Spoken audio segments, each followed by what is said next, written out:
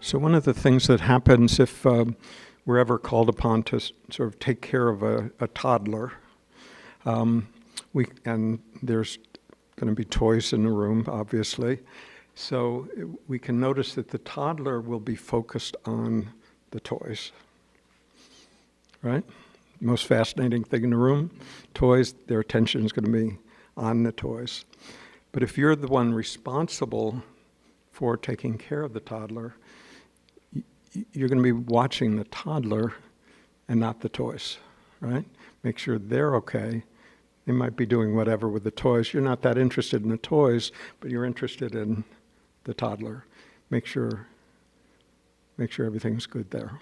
And they can play with the toys or not, or this toy or that toy. It's not that important, right? So spirituality is sort of like that. Right? So instead of the toddler, the analogy is our mind, right? Our mental thing. That's where we're focused, is on the things, the toys, all the interesting stuff that's happening in the world. The next adventure, the next meal, the next movie, the next relationship, the next success, the next pat on the back, the next whatever it is. That's what we're focused on. But in spirituality, then we don't have to pay that much attention to all of that, all of those things that are so fascinating to the mind, because there'll always be more things to be more fascinated about. So we can be like the adult taking care of the toddler, which in this case is the mind, right?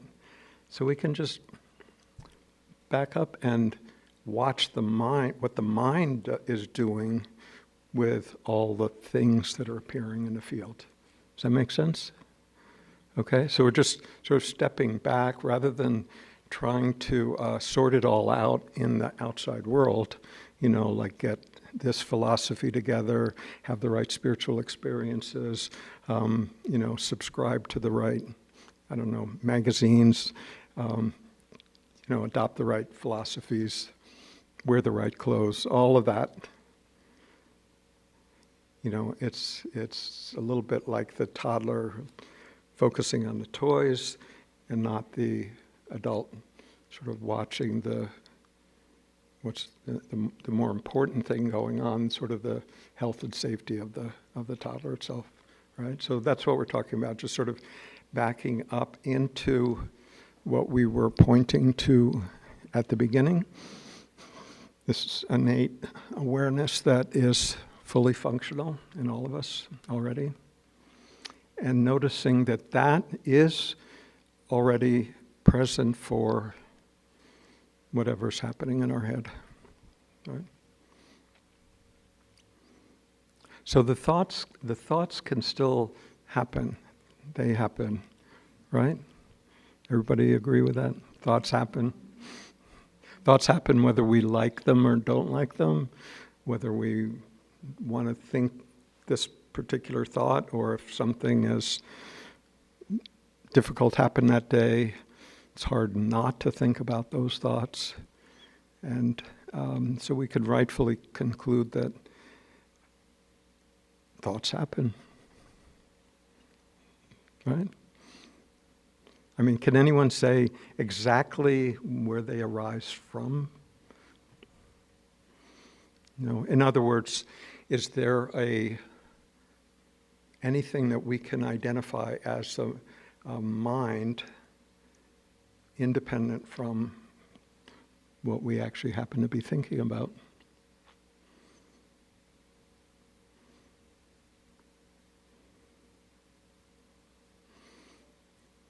It's not really like, we have that ability to sort of control the next thought that will show up. Almost like, I've used this analogy before, but almost like a backstage manager, with the thoughts in the wings, ready to go on stage.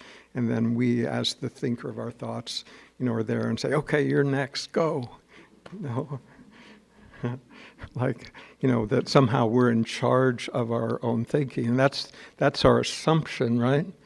That, well, me, I am the one thinking my thoughts.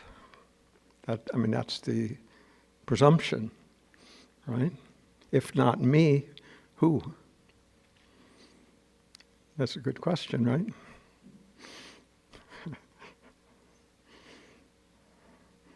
And the answer is, the honest answer, I don't know, right? If we say, no, it's me thinking the thoughts, then my next question would be, well, exactly who is that?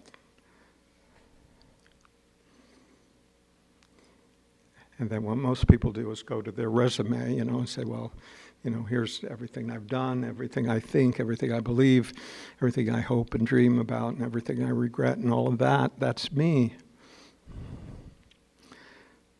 But that's all just, the mental activity. It's not really the most fundamental aspect of ourself.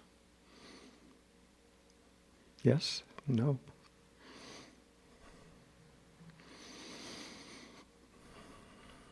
So it sounds preposterous in a way, like, well, if there's thought happening, surely there must be a thinker of the thought. It just makes sense, right? A lot of that has to do with the structure of our language. There's thought, and then there's thinking, and then there's thinker. Subject, verb, object. Right? So we think, no, there's three different things happening. But the reality of it is there's thinking. And what we can say about it, if we're just not dependent on psychology or biology, but just if we're dependent on our own direct experience, what we can say, and the only thing that we can say is that thoughts appear. They are present in our mind, we're aware of them for some period of time, and then they fade in favor of the next thought. Very linear process. And thoughts consist of words, right? We say the words in our head, and they're sort of sentences or phrases or, some words and then more words and then more words. Is that your experience? Right? And then every once in a while the words stop for a moment, maybe not very long. They tend not to stop if we try to make them stop, because trying to make them stop is just the next thought. Like, I want them to stop. Why? I've heard it's a good thing to do, right? I heard it's a spiritual thing to do. I'm trying to be more spiritual. Why? I want to feel better. Right? If we're really honest, that's the answer. But I just want to feel better about myself. I want to feel like I'm getting somewhere. I'm sort of elevating myself. I'm doing the right thing. There'll be some reward for it. Any of that ring true? But the truth of it is that the thinking happens, and then sometimes, if we're paying attention, sometimes there'll be a little gap, a little space between this thought and the next thought. Sometimes there's an even longer gap, and then often what we do is, oh, I did it, right? And then the next thought is, how did I do that? I'm going to try harder to make it happen again. And which is another thought, by the way, trying to manage our thinking. So we have one thought trying to manage another thought, and somehow we hope that one thought fighting with another thought is going to result in peace. It doesn't work in the Middle East. It's not going to work in your head. It's just two thoughts, right? So it's much,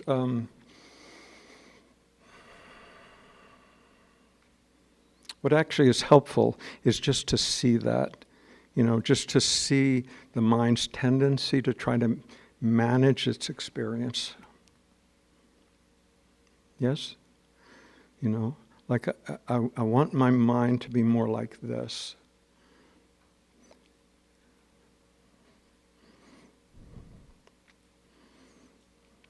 But as long as we're trying to manage the experience, it's sort of like having, the proverbial jar of muddy water and shaking it, expecting it to clarify at some point. Because we keep sort of muddling in the mind, trying to make it subside. So the alternative is actually just to let it be.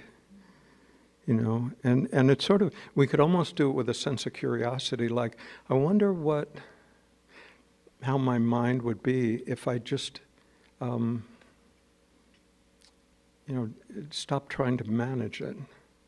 If I just let it sort of do its thing and stand back and watched it, I wonder what that would be like.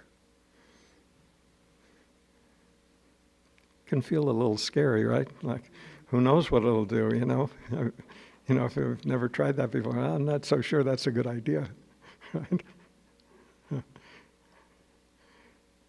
Because there might be things that come up that we don't actually want to see, or we sort of suspect, or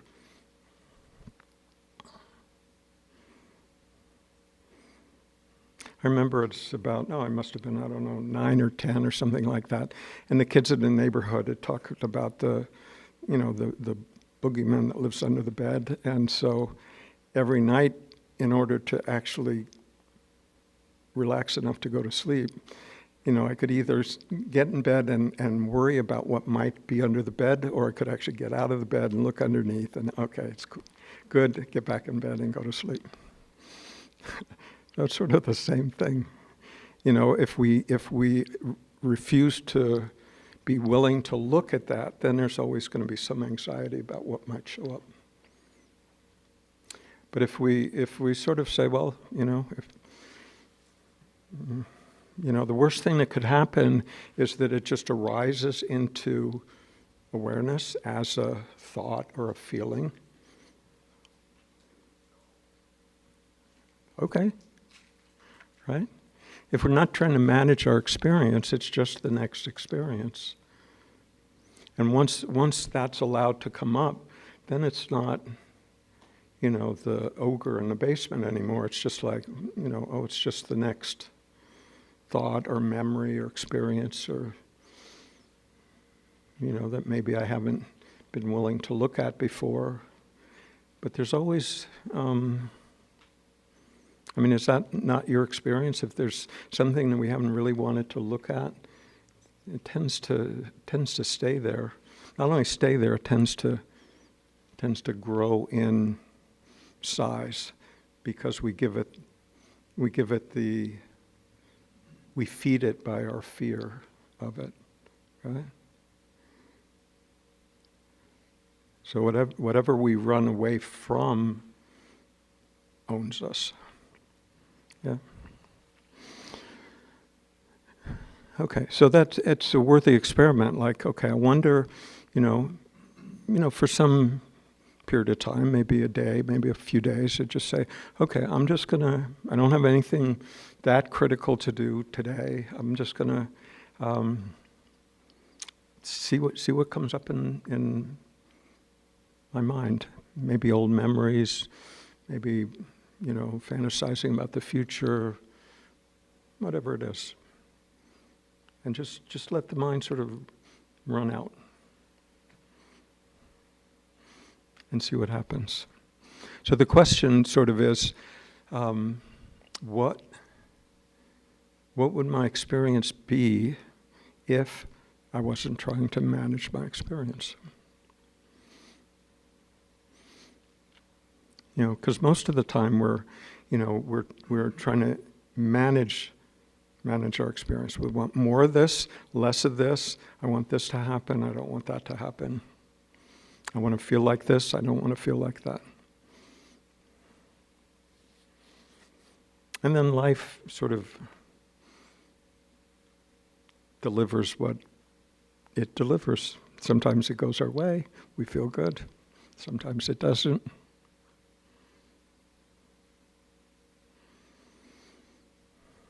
So again, the question, well, what would it feel like if I wasn't always trying to pull life in this direction or push in that direction, or make myself only feel like this but never like that, remember this but don't remember that? What would happen if I just relaxed? What would that feel like? And the answer is, fall asleep. Yeah, it's possible. Another possibility is just to acknowledge that, I don't know what would happen. It's a worthy experiment, maybe it'd be awful, who knows? Could be. But maybe it'd also be liberating to just, get all the ghosts out of the basement, whatever, we were reluctant to look at before. And I feel like that's one of the actual real benefits of meditation, is that, because there's not much else going on, right? Quiet in a room, the electronic devices are off, maybe the eyes are closed, not much is happening except what is generated in our own head. So it's actually a really good opportunity to just see the mechanics of that. By mechanics, I mean, how thoughts arise, whether you are in charge of that or not.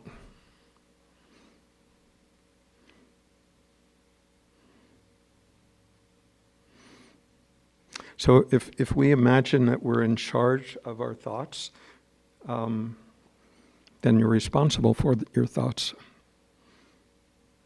Right? If you can control your thoughts, then you're responsible. Like for all of them. All the good ones, all the petty ones, all the mean ones, all the jealous ones. Right? But if we can see, well, actually, if we look real closely and see that we can't actually control our thoughts, that they tend to arise when they do, and stick around for as long as they do. If we can acknowledge that we can't actually control them, then it doesn't define who we are. Just thought. There's one meditation teacher who suggested that when you're meditating and thoughts would come up in your head, just pretend that they were the next person's thoughts. He didn't have to take credit for them or blame. Right?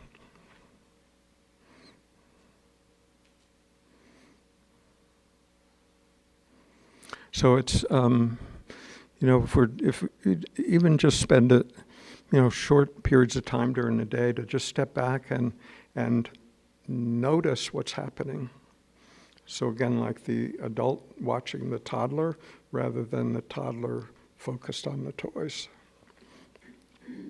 So rather than spending a lot of effort sort of trying to manage this thought or fixing that one or compiling the right set of thoughts, to just step back and just see the whole pattern of it, that the thoughts arise.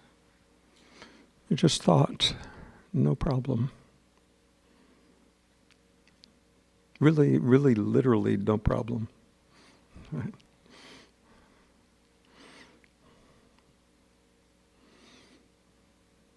And one of the things about watching that sort of train of thoughts is that occasionally there will be a gap.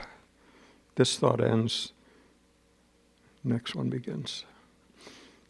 a short gap, maybe a longer gap, who knows?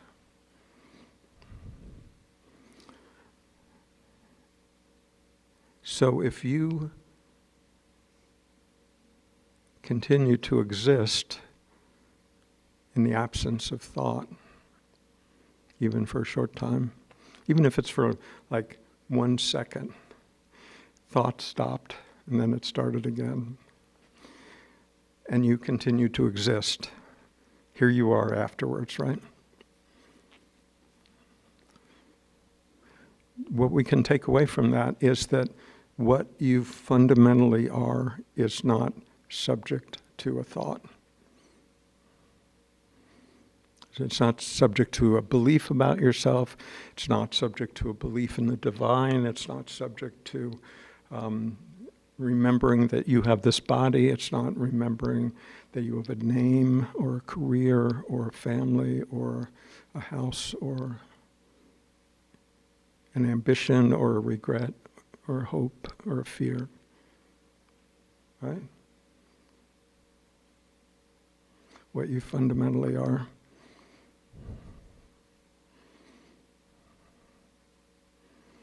I'm not saying all of those things aren't a part of our experience. It's just not what we fundamentally are. What's essential is what's functioning in all of us to an equal degree, complete, as is in this moment, is consciousness.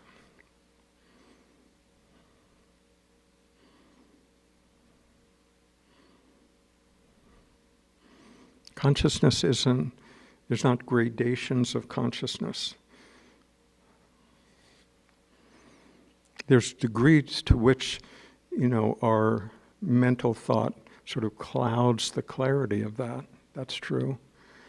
But the consciousness that's fully functioning in all of us at this moment and at all moments is as it is. Your consciousness and Buddha's consciousness, no difference. There's only one consciousness, that's how we can say that. It's just whether we're willing to recognize that as our essential being. And the good news is we don't have to take that on as a belief, right? None of what we're talking about is dependent on a belief. It can be experienced directly, right? Like just in this moment and every other moment, we can notice that there's something that's present for whatever the experience is, present for the next sentence. Right? It doesn't have to be a spectacular experience. It doesn't have to be an enlightenment experience, mind-blowing, cosmic. Then that's nice, right? But it doesn't have to be that. Any moment will do.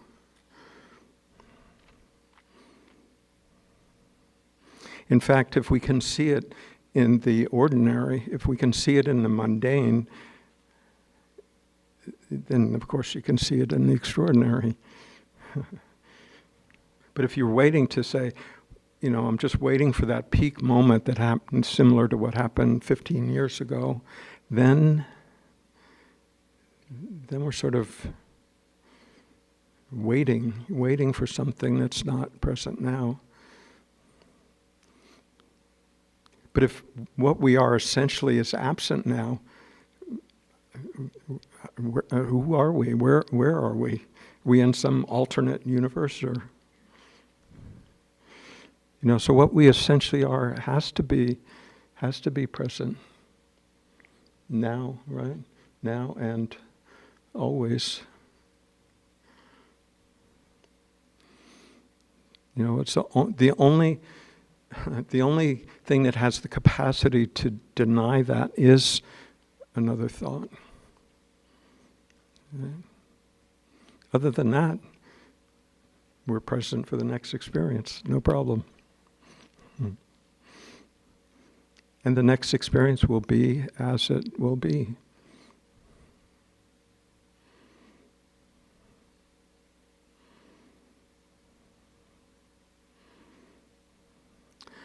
But it seems like we have, most humans, especially most Westerners, have this belief that what I am now couldn't be what I'm seeking. Right? What I'm seeking is sort of an improved version of what I am, a happier version, a more peaceful version, right? More enlightened version.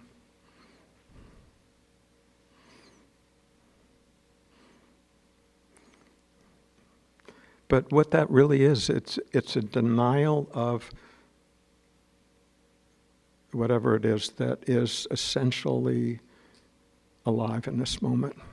We deny that in the present moment, the only moment that ever exists, in favor of hope that it will appear at some future time when I'll be graced with something that's not here now.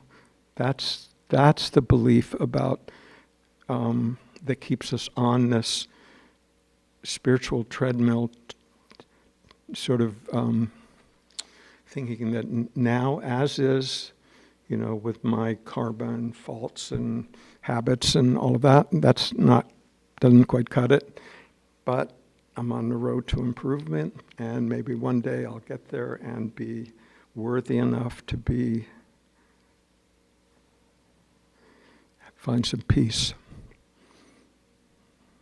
Does that sound like the spiritual path, right? Generally. So what propels it? I mean, it's really that belief that propels us to seek something outside of what's already present. Right?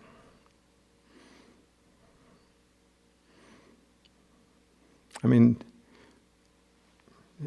St. Francis said it a long time ago. You are what you seek. You're already that which you seek.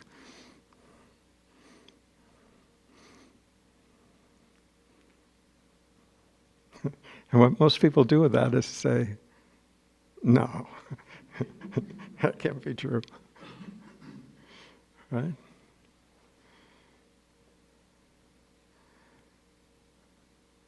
But again, that's just it's a thought, right? It's a thought about who we are.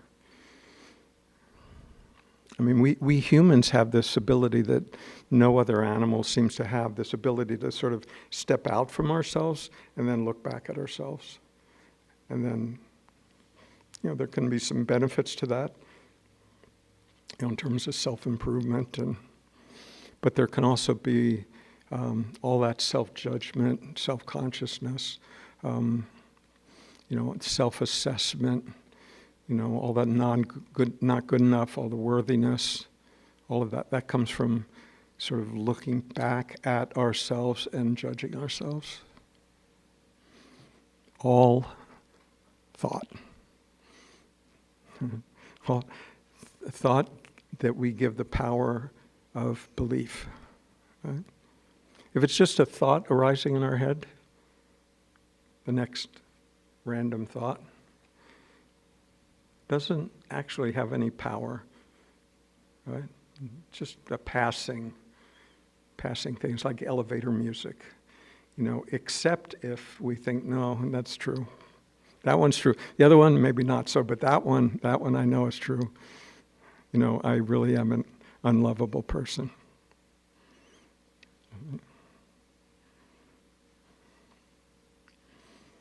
Or we're afraid, oh my gosh, maybe that's true. Either way, we sort of endow it with our energy.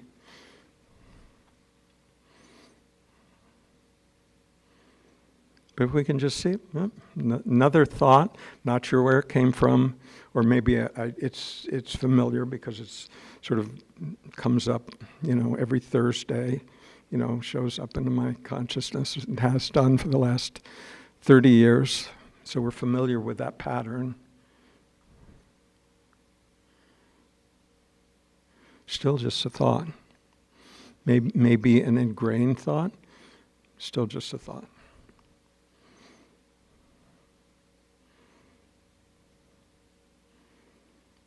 So our example from the beginning of just being able to step back and be willing to just notice that the whole that whole circus of thinking that happens. I'm not saying some thinking's and all thinking is bad. No, some things really useful. I'm just talking about the repetitive, petty, random thoughts that we spend most of our time with. The ones that actually cause us to suffer, those thoughts.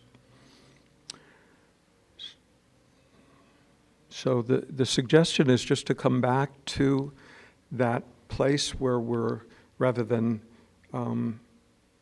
believing this thought and trying to get rid of that one and justifying this one and feeling bad about having that one, in other words, fully engaged in that process, is to just take a step back and just watch the whole show.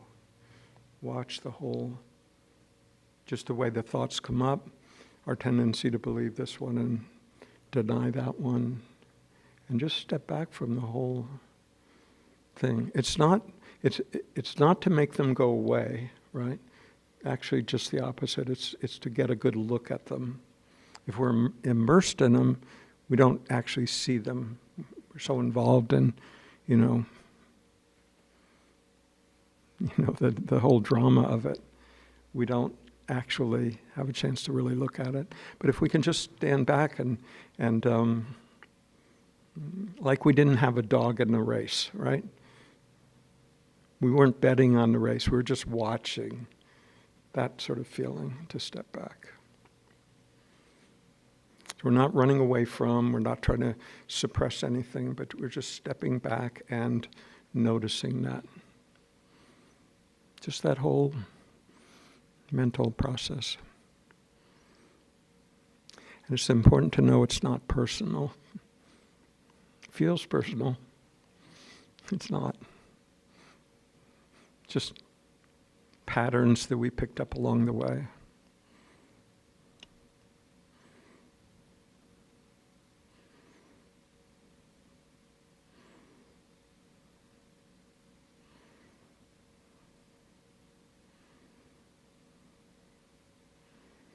So we don't have to fight with them. We don't have to fight with our own mind. We can just let it be, but remain attentive to it. And the fear is that, well, if I don't try to change it, it'll always be like that. That's the fear, right? But that's again, the mind sort of thinking it knows how to do this. But we could try it just as an experiment. Like, I really, really wonder what would happen if I just stopped trying to manage my experience for a day or a couple days. What would that look like? What would it feel? What would the experience be? I don't know. Maybe I'd sit on the couch all day. Maybe I'd never even get out of bed. I don't know. I'm guessing that you would get out of bed at some point. At some point you're thinking, well, maybe I'll have a cup of tea. Maybe I'll go for a walk. Maybe I'll sit and read a book. Don't know.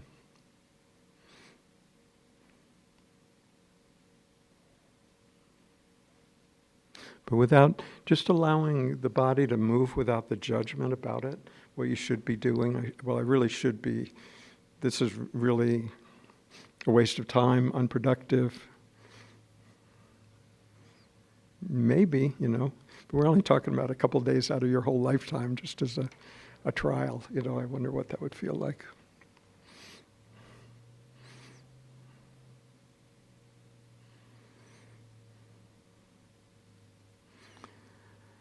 But the point of that trial is to begin to notice that there's something that is inherent in our everyday experience that is present for whatever's happening. And that's always happening in the present moment, and it's always, and everything that we experience is happening within that field of awareness. Those two things.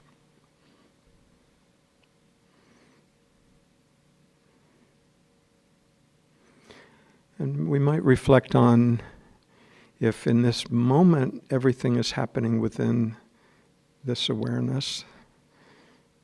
We might also recognize that everything that's ever happened has only happened within this awareness. It's already happening.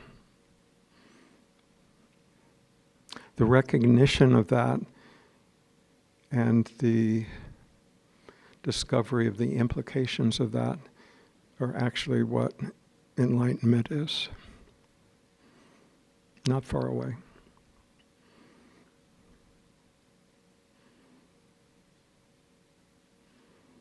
And it's what the good news is what you already are. So